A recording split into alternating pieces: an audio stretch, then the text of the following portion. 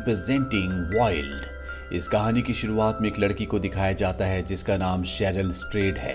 दरअसल वो एक बहुत लंबी हाइकिंग के लिए निकली है और उसका सफ़र 1800 किलोमीटर का है। लेकिन अभी उसके सफ़र की शुरुआत ही होती है कि वो बहुत बुरी तरह से थक जाती है। उसका पैर जख्मी हो जाता है, साथ ही उसका एक जूता ऊपर से नीचे गिर जाता है।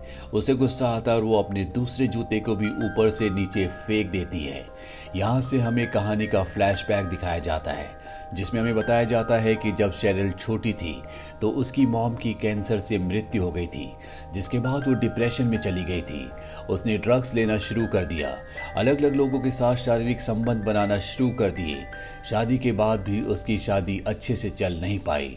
उसका डाइवोर्स हो गया। डाइवोर्स के बाद उसे पता चलता है कि वो प्रेग्नेंट है, लेकिन उसे नहीं पता होता कि ये किसका बच्चा है, क्योंकि उसके बहुत सारे लोगों के साथ संबंध थे और ना ही इस वक्त वो बच्चे की जिम्मेदारी लेने के लिए पूरी तरह से तैयार होती है। इसीलिए उसे अपना अबॉर्शन करवाना पड़ता है। शेरिल अपनी जिंदगी में पूरी तरह से टूट चुकी है, इसीलिए वो अपनी जिंदगी को एक्सपीरियंस करने के लिए और अपने दुखों से निकलने के लिए एक लंबी हाइकिंग करने का फैसला करती है। दरअसल उसकी बेस्ट फ्रेंड ने उसे ये सजेशन दिया होता है। हालांकि शेरिल को हाइकिंग का बिल्कुल भी एक्सपीरियंस नहीं होता, लेकिन फिर भी वो अपना बैग पैक करती है जो कि बहुत ही भारी होता है और हाइकिंग के लिए निकल पड़ती है। सबसे पहले वो एक आदमी से लिफ्ट मांगकर मोजावी डेजर्ट तक पहुंच जाती है, जहां से उसे अपनी हाइकिंग शुरू करनी है। हाइकिंग करते हुए उसे एहसास होता है कि उसका बैग बहुत भारी है। बैग को लेकर चलना बहुत मुश्किल है, लेकिन बैग के अंदर सारी जरूरत की चीजें होती हैं और इन चीजों के बिना वो यहाँ पर एक भी दिन सरवाइव नहीं कर सकती। इसीलिए वो धीरे धीरे आगे बढ़ना शुरू करती है और कुछ ही देर बाद उसे एहसास हो जाता है कि उसने हाइकिंग पर आकर एक बहुत बड़ी गलती की है, लेकिन अब वो लौटकर वापस नहीं जाना चाहती। वो लगातार आगे बढ़ती रहती है और पूरा दिन चलने के बाद जब शाम हो जाती है तो वो एक जगह अपना कैंप लगाकर बैठ जाती है। उसके पास उसकी एक डायरी भी है जिसमें वो अपना सारा एक्सपीरियंस लिखना शुरू करती है। शेरिल अपने साथ स्टोव भी लाई होती है, लेकिन स्टोव के लिए जिस गैस को लाना चाहिए था वो उसके बदले एक दूसरी यानी कि गलत गैस को ले आई थी, जिससे स्टोव नहीं जल सकता। उसे अपनी इस बेवकूफ़ी पर बहुत गुस्सा आता है। अब शेरिल यहाँ पर रात को कैंप के अंदर सो जाती है। इस पूरे बीहड़ में वो अकेली है। हालांकि उसे यहाँ पर डर भी लगता है, लेकिन वो अपनी हिम्मत नहीं हारती और अगली सुबह एक बार फिर से अपने सफर को जारी रखती है। वो उस भारी बैग के साथ धीरे धीरे आगे बढ़ती और जब भी उसे भूख लगती तो कम से कम खाना खाती, क्योंकि अगर खाना खत्म हो गया तो उसे बहुत प्रॉब्लम हो सकती है। और इस तरह से उसे यहाँ पर आज इस बीहड़ में चलते हुए लगातार 8 दिन हो जाते हैं। उसकी हालत बहुत ज्यादा खराब हो चुकी है। दरअसल उसे लगा था कि ये इतना मुश्किल नहीं होगा, लेकिन ये सफर उसकी सोच से भी ज्यादा मुश्किल होता है। अब एक दिन वो एक फील्ड तक पहुंचती है जहां पर वो एक आदमी को ट्रैक्टर चलाते हुए देखती है। शेरिल भागते हुए उसके पास जाती है और मदद मांगती है। वो आदमी कहता है कि इस वक्त मैं काम कर रहा हूँ, तुम मेरी गाड़ी में जाकर बैठ जाओ। शेरिल उसकी गाड़ी में उसका इंतजार करती है और कुछ देर बाद वो आदमी वहां पर आ जाता है। शेरिल को इस आदमी से डर लग रहा होता है, क्योंकि उसने इसकी गाड़ी में एक गन भी देखी होती है। इसीलिए शेरिल उसे कहती है कि मेरे हस्बैंड भी मेरे साथ ट्रैकिंग पर आए हैं और कुछ ही देर में वो इस जगह तक पहुंच जाएंगे। वो आदमी कहता है कि तुम मेरे घर चल सकती हो, वहां पर तुम्हें खाना मिल जाएगा। हालांकि शेरिल को डर लग रहा होता है, लेकिन उसे भूख बहुत जोर से लगी होती है, इसीलिए वो ना चाहते हुए भी उसके साथ चली जाती है। यह आदमी उसे अपने घर ले जाता है जहां पर वो अपनी पत्नी के साथ रहता है। शेरिल को उसकी पत्नी को देखकर बहुत राहत मिलती है। यहाँ पर उसकी पत्नी ने खाना बनाया होता है और जैसे वो शेरिल के सामने खाना रखते हैं, शेरिल उस खाने को पागलों की तरह खाना शुरू कर देती है, क्योंकि आज उसने कई दिनों के बाद पका हुआ खाना खाया है। इसके बाद वो गर्म शार भी लेती है। रात उस घर में गुजारने के बाद अगली सुबह वो आदमी शेरिल को उसके ट्रैक पर यानी कि जिस रास्ते से उसे आगे जाना है उस रास्ते पर छोड़ देता है। शेरिल अब लगातार अपने रास्ते पर आगे बढ़ती चली जाती है। पूरा दिन सफर करने के बाद वो एक बार फिर से कैंप लगाती है, लेकिन अब उसके पास उसके स्टोव की सही गैस भी होती है, जिस गैस को जलाकर वो अपने लिए खाना बनाती है। अगली सुबह एक बार फिर से वो अपने सफर पर निकल पड़ती है और जब वो रास्ते में होती है तभी उसे इस बीहड़ का एक बहुत ही खतरनाक सांप दिखता है, जिसके काटते इंसान मारा जाता है। शेरिल उससे डरकर वहां से भाग जाती है और रात को जब वो कैंप लगाती है तो उसे उसी सांप के बार बार विजन्स आते हैं। उसे डर लगता है और कैंप से बाहर आ जाती है, जहां उसे एहसास होता है कि जंगली जानवर भी उसके आसपास है जो उस पर हमला कर सकते हैं।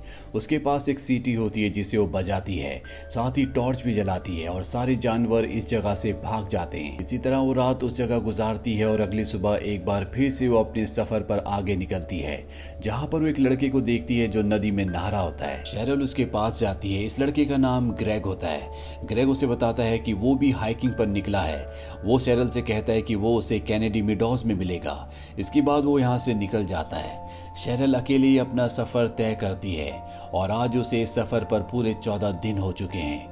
14 दिनों के बाद वो कैलिफोर्निया के कैनेडी मीडोज पहुंच जाती है, जहां पर उसकी मुलाकात एक बार फिर से ग्रेग से होती है। ग्रेग उसे यहाँ पर और भी हाइकर से मिलवाता है। दरअसल इस सफर में जितने भी हाइकर्स होते हैं वो सब के सब यहाँ पर रुकते हैं। यहाँ पर शेरल के लिए उसकी बेस्ट फ्रेंड ने कुछ जरूरत का सामान भी भेजा होता है।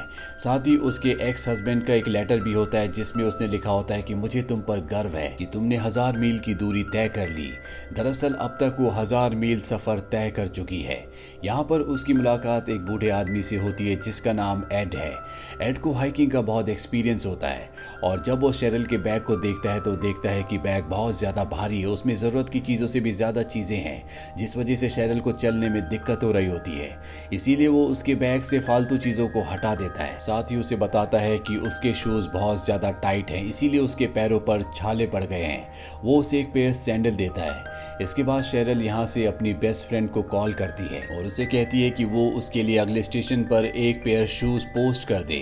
अब वो यहाँ से अपना सफर आगे तय करती है और उसे अब सियारा निवेडा से आगे होकर गुजरना होगा। हालांकि ग्रेग ने उसे वार्न किया होता है कि तुम उस रास्ते से मत जाना, वहाँ पर बहुत ज़्यादा बर्फ होगी, लेकिन अब वो किसी भी कीमत पर रुकना नहीं चाहती। वो पूरी हिम्मत से इस बर्फीले रास्ते को क्रॉस करती है और थक कर एक जगह बैठ जाती है। उसका एक नेल बहुत ज़्यादा लूज हो गया होता है। दरअसल उसे उस नेल को निकालना होगा, नहीं तो बूट्स में चल नहीं पाएगी। और जब वो अपने नेल को निकाल रही होती है तो उसका एक बूट एक्सीडेंटली ऊपर पहाड़ से नीचे गिर जाता है, जिससे उसे बहुत दुख होता है और वो अपने दूसरे बूट को यानी कि शूज़ को भी नीचे फेंक देती है। और यहीं से कहानी शुरू हुई थी। अब शेरल उन सैंडल्स को निकालती है जो एड ने उसे दिए थे। वो उन सैंडल्स को पहनती है और हाइकिंग करना शुरू कर देती है। इन पहाड़ी रास्तों पर सैंडल्स पहनकर चलना बहुत मुश्किल होता है। शेरल को आज इस सफर पर पूरे 49 डेज हो चुके हैं। वो किसी तरह से इन पहाड़ी रास्तों को पार करके अपने अगले स्टेशन तक पहुंच जाती है, जहां पर उसकी बेस्ट फ्रेंड ने उसके लिए शूज भेजे होते हैं और इन शूज की उसे इस वक्त बहुत ज्यादा जरूरत है। शेरल अब एक दिन यहाँ पर गुजारती है और यहाँ वक्त गुजारते हुए उसे अपने अतीत की कुछ यादें आती हैं, जहाँ पर हमें दिखाया जाता है कि शेरल के पिता एक अच्छे इंसान नहीं थे। वो अपने परिवार पर, खास तौर पर शेरल की मॉम को बहुत ज़्यादा टॉर्चर किया करते थे। इसीलिए शेरल की मॉम अपने दोनों बच्चों को लेकर यहाँ से निकल गई थी, लेकिन बाद में शेरल की मॉम की कैंसर की वजह से मृत्यु हो गई, जिसके बाद शेरल और उसका भाई अनाथ हो गए। शेरल अपने मॉम की मृत्यु के बाद पूरी तरह से भटक गई थी। उसकी शादी भी हो जाती है, लेकिन शादी के बाद भी वो अपने हस्बैंड के साथ लॉयल नहीं थी। और एक दिन जब उसका हस्बैंड उसे किसी दूसरे आदमी के साथ देख लेता है तो वो उससे डाइवोर्स लेने का फैसला करता है।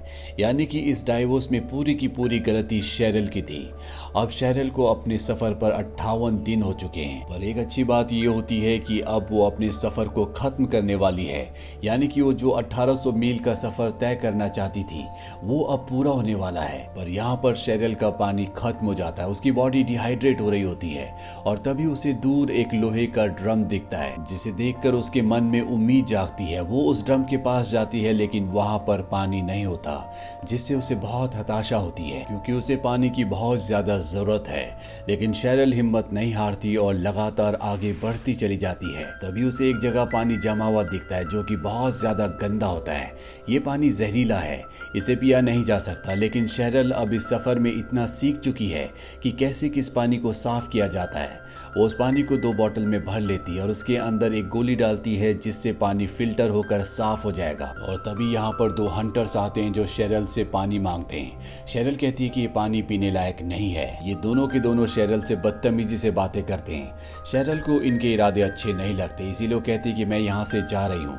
शेरल यहाँ से निकल जाती है, पर जब ये दोनों हंटर्स भी इस जगह को छोड़कर निकल जाते हैं तो शेरल वापस आती है।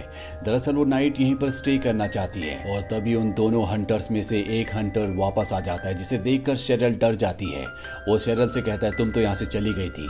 शेरल कहती है कि मैंने अपना इरादा बदल दिया था, इसीलिए मैं वापस आ गई। ये सुनने के बाद वो हंटर यहाँ से निकल जाता है और शेरल भी इस जगह को छोड़कर आगे निकल जाती है, क्योंकि उसे इन हंटर्स के इरादे अच्छे नहीं लग रहे होते। वो लगातार आगे सफर करती रहती है और 62 दिन के सफर के बाद वो एक शहर पहुंच जाती है, जहां उसकी मुलाकात एक लड़के से होती है जिसका नाम जोनाथन होता है। जोनाथन कहता है क्या तुम मेरे साथ एक कॉन्सर्ट पर चलोगी? वो हाँ कह देती है और रात को ये दोनों की दोनों कॉन्सर्ट में जाते हैं और उसी रात ये दोनों फिजिकली एक दूसरे के बहुत क्लोज भी हो जाते हैं। अब एक रात यहाँ पर गुजारने के बाद शेरल अपने आगे के सफर पर निकल जाती है और उसके आगे होता है माउंट हुड नेशनल फॉरेस्ट। यहाँ पर उसे एक हाइकिंग का ग्रुप भी मिलता है। दरअसल अभी तक शेरल जितने भी स्टेशन पर रुकी थी वहां पर हर जगह उसने अपने नाम के आगे एक पोयम या एक शायरी लिखी थी जो सबको बहुत पसंद आई होती है। शेरल रात इसी ग्रुप के साथ गुजारती है और अगली सुबह जब वो आगे जाती है तो वो देखती है कि एक लामा के ऊपर हाइकिंग का बहुत सारा सामान है और कुछ ही दूर पर एक बूढ़ी औरत और उसका ग्रैंडसन उसके साथ है। दरअसल ये दोनों भी हाइकिंग पर निकले हुए होते हैं। यहाँ पर जो बच्चा होता है वो शेरल से पूछता है कि तुम्हारी मॉम कहाँ है? वो बताती है कि मेरी मॉम अब इस दुनिया में नहीं रही। ये सुनकर उस बच्चे को बहुत दुख होता है और वो उसकी मॉम की याद में एक गाना गाता है जिसके वर्ड्स होते हैं रेड रिवर वैली। ये एक फोक सॉन्ग है। वो बच्चा बताता है कि मेरी मॉम मेरे लिए गाना गाया करती थी। इसके बाद वो बच्चा और उसकी ग्रैंड मदर वहाँ से चले जाते हैं। उनके जाने के बाद शेरल अपनी मॉम को याद करते हुए बहुत ज़्यादा इमोशनल हो जाती है। उसकी आंखों में आंसू आ जाते हैं। शेरल को आज अपने सफ़र पर पूरे 94 डेज हो चुके हैं और आज डेट होती है 15 सितंबर 1995। आज पूरे 94 डेज के बाद वो पहुंच चुकी है ब्रिज ऑफ द गॉड्स तक। दरअसल ये वो ब्रिज है जहां पर उसको अपना सफ़र ख़त्म करना है। यहाँ पहुंचकर उसे एक राहत की सांस आती है। उसे अपने वो पल याद आते हैं जब उसने अपनी जर्नी को शुरू किया था, जहाँ पर वो ये सोच रही थी कि उसे वापस लौट जाना चाहिए। अगर वो वापस लौट जाती तो उसे कभी भी ये एक्सपीरियंस नहीं हो पाता जो उसे अब हुआ है। अब वो जिंदगी को एक नए नज़रिए से देख रही होती है। उसने वो सब एक्सपीरियंस किया होता है जो उसने अपनी पूरी जिंदगी कभी नहीं किया था, क्योंकि वो हमेशा लोगों के चारों तरफ घिरी रही। उसने कभी अपने आप को जाना नहीं, कभी अपने आप को टाइम नहीं दिया और ना ही कभी किसी ने उसके बारे में सोचा। पर इस पूरे सफर ने उसकी जिंदगी को, उसकी सोच को, उसके दिलो दिमाग को पूरी तरह से बदल दिया। और उसने जो भी इस सफर में एक्सपीरियंस किया होता है उसने वो सब कुछ अपनी डायरी में लिखा होता है। इस सफर के अंत में उसे एक लोमड़ी भी दिखती है जो उसके पास खड़ी होती है और उसे ऐसा लगता है कि ये उसकी मॉम की आत्मा है जो उसे देखने के लिए यहाँ पर आई है। और इस तरह से शेरल अपने सफर को पूरा करती है। इस सफर के बाद वो एक नई इंसान बन गई होती है। उसने अपने सफर की जो डायरी लिखी होती है वो बहुत ज्यादा फेमस हो जाती है और आगे चलकर वो एक राइटर बनती है। शेरल इसके बाद एक बार फिर से शादी कर लेती है। 5 सालों के बाद उसका बेटा होता है और 1 साल बाद उसकी बेटी, जिनके साथ वो एक अच्छी खुशहाल जिंदगी गुजारती है। अगर शेरल अपनी जिंदगी में इस चैलेंज को एक्सेप्ट नहीं करती, वो इतनी लंबी जर्नी तय नहीं करती, तो ना तो कभी वो राइटर बन पाती और ना ही कभी उसका परिवार होता।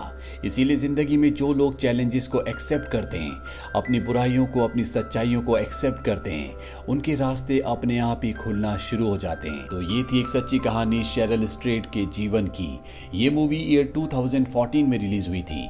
IMDb पर इसकी रेटिंग है 7.1। इस मूवी का बजट था $15 मिलियन और बॉक्स ऑफिस पर इसने कमाई की थी $53 मिलियन।